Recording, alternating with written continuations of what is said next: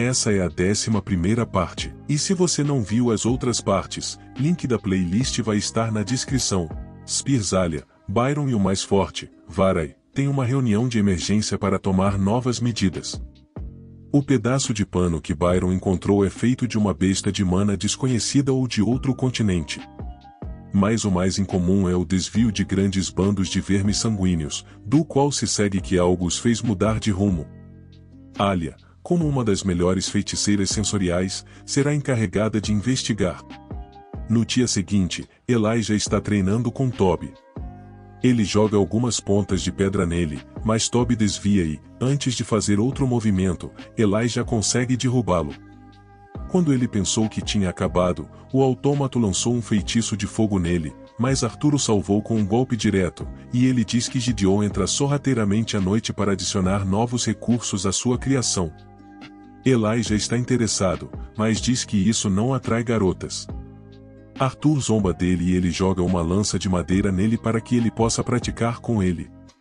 Ele se impressiona com sua habilidade, passos firmes, sempre equilibrados, movimentos que levam pouco tempo, junto com sua incomum magia de metal.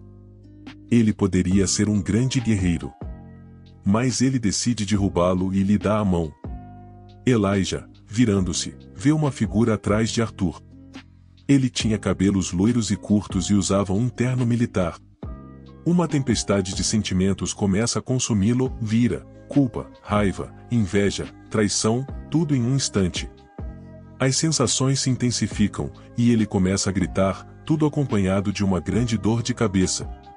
Arthur tenta ajudá-lo, mas ele não sabe o que está acontecendo. Antes que ele possa levá-lo para a enfermaria, ele decide se levantar e dizer-lhe que vai vê-lo na sala. Os dias passam e, todos os dias, ao acordar, ele tenta se divertir com as novas pessoas que ele conheceu. Mas o único que mudou é Elias. Daquele dia em diante, ele parece distante e parece que está chateado com Arthur o tempo todo. A hora. Até Sylvie percebe. Depois de ajudar Tessia com sua assimilação, ela está confiante sobre o ataque à masmorra que aconteceu. Eles farão no dia seguinte. Mas Arthur a avisa para não ser muito confiante. Ela ainda não recuperou todas as suas forças e pode ser perigoso. Embora ele estivesse brincando, ela diz a ele para não tratá-la como uma menina. Mas Arthur a lembra de suas palavras quando a conheceu. Ela o joga e começa a bater nele enquanto está em cima dele. Mas uma voz os interrompe. O velho Virion veio ver a neta. Mas ele brinca que não sabia que ela já era uma mulher adulta. Tessia, percebendo isso, fica de lado e pede para ele parar de fazer aquelas piadas. Ela pede a ele para ir com ela no ataque, mas Arthur diz a ela que não seria um problema. No entanto, ela deve visitar sua família naquela noite, então Virion encontra uma maneira de trazer Tessia com ele. Abaixo, na clareira da besta, a lança Alia atravessa uma masmorra. Ela descobre um padrão usual que foi deixado pelos vermes de sangue, e que todos eles levam a um único lugar. Então ela decide entrar e se depara com uma serpente de Hades. Mas algo incomum acontece com ela. Uma aura negra a envolve. Ela é conhecida por não cuidar nem dos filhos, mas está cuidando da entrada de um túnel que emana grandes quantidades de mana. Então ela contata a lança Varai, que diz a ela que enviará um esquadrão de 50 magos de batalha. Ela só tem que esperar. Quando Arthur chega em casa, sua família os espera. Eles percebem que ele irá buscar os presentes. A noite passou e todos se divertiram. Arthur leva a irmã para o quarto dela e Tessia bate um papo com a mãe de Arthur. Ela pergunta se ela está preocupada com Arthur. Ela diz a ela que mesmo que ele se torne mais forte do que todas as lanças juntas, ela vai se preocupar com ele, já que as masmorras podem ser imprevisíveis. Por outro lado, Arthur conta à irmã como se tornou professor, até que eles caiam no sono. Quando eles chegam à clareira das feras, Sylvie diz a Arthur que vai caçar. Dessa forma, todos eles vão para a masmorra. Entrando, Arthur percebe que não precisa cobrir o corpo de mana para evitar o frio, graças à sua nova vontade de besta. Mas há algo estranho naquela masmorra. Eles não encontram nenhum animal nos 2 primeiros níveis. Quando a professora Glory estava pensando em sair, um grande número de rastreadores apareceu na frente deles, o que os obrigou a recuar. No entanto, Lucas reluta em recuar e dispara um ataque próximo a Glory, e todos concordam com ele, a fim de testar suas habilidades. Então eles formam pequenos grupos de combate. Embora não tenham problemas, não estão acostumados a longas batalhas, e o número de Roamers não diminui. Então Glory ordena novamente uma retirada, mas 2 feras de grande tamanho aparecem na frente deles. Glory lança-se ao ataque para ganhar tempo e ordena a Arthur que encontre um caminho de saída. Então, com a ajuda de algum feitiço de terra, eles criam um caminho. Mas eles têm outro problema: uma grande quantidade de pedras está cobrindo a saída e, se isso não bastasse, o fedor da fera está aumentando e eles estão ficando sem oxigênio em um espaço fechado. É por isso que ela adverte para não usar fogo. Ela então chama Curtis para usar seu ataque de fogo celestial para abrir caminho, mas ele não tem muito mana, então Arthur tira seu supressor e transfere um pouco de mana de fogo para Curtis. Pronto, Curtis lança seu ataque.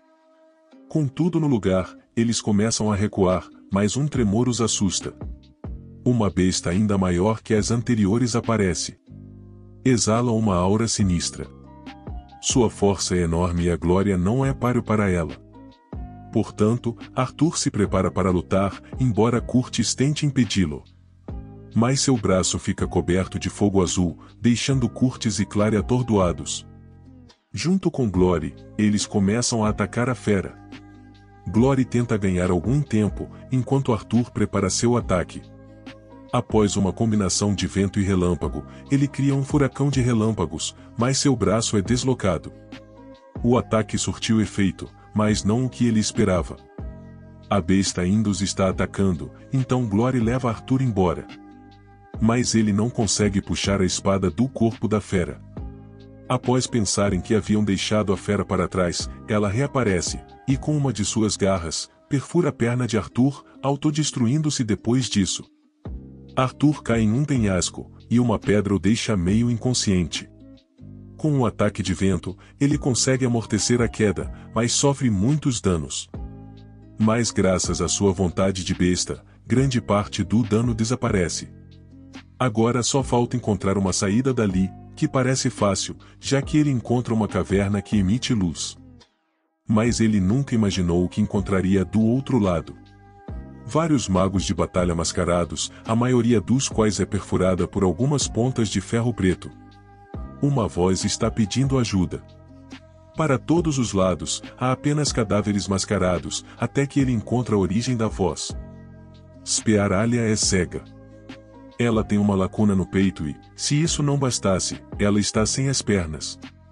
Arthur tenta infundir mana em seu núcleo, mas está completamente destruído. Alia pergunta de onde ele a conhece. Arthur diz que eles se conheceram antes na academia. Ela diz a ele para não tentar nada, já que seu núcleo está quebrado. Arthur pergunta quem é capaz de fazer isso. Ela dá a ele um pequeno artefato preto e diz a ele que graças ao pequeno mana que ela deu a ele, ela vai mostrar a ele quem é o responsável por isso. Depois de esperar a chegada do esquadrão de ataque, eles matam a serpente de Hades, mas quando extraem seu núcleo, ele se desintegra. Entrando na caverna, eles encontram um ser com 2 chifres de ônix saindo de sua cabeça, e ele ejeta um pouco de mana negro, matando vários magos em um instante. Em seguida, diz a eles que eles têm 2 opções: morrer lutando ou matar um ao outro. Permitirá viver quem ficar por último. Mas isso não é uma opção para ninguém, e a fera começa a atacá-los. E como se fossem completamente insignificantes, mata a maioria dos soldados, invocando do chão aquelas pontas de ferro preto. Mas Alia consegue machucá-lo e tira um pedaço de seu chifre, que dá a Arthur. A besta diz que não se importa com o que façam com ela, já que a guerra está próxima.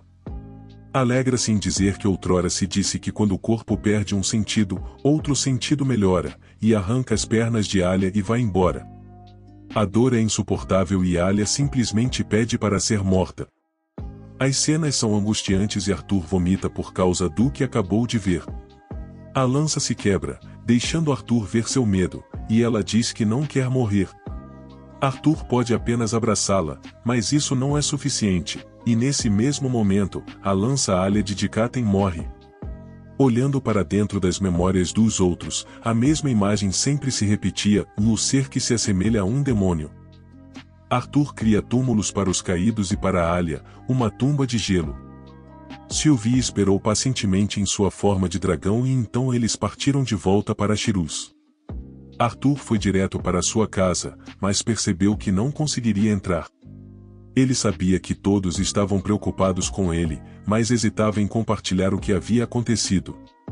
As palavras de Alia ecoavam em sua mente. Espero que tenham gostado do resumo e análise dos capítulos apresentados. Fico feliz em ler as opiniões de vocês. Continuem acompanhando o canal para ficar por dentro das histórias, teorias e discussões sobre seus manhwas favoritos. Muito obrigado mais uma vez, e nos vemos no próximo recap. Até lá!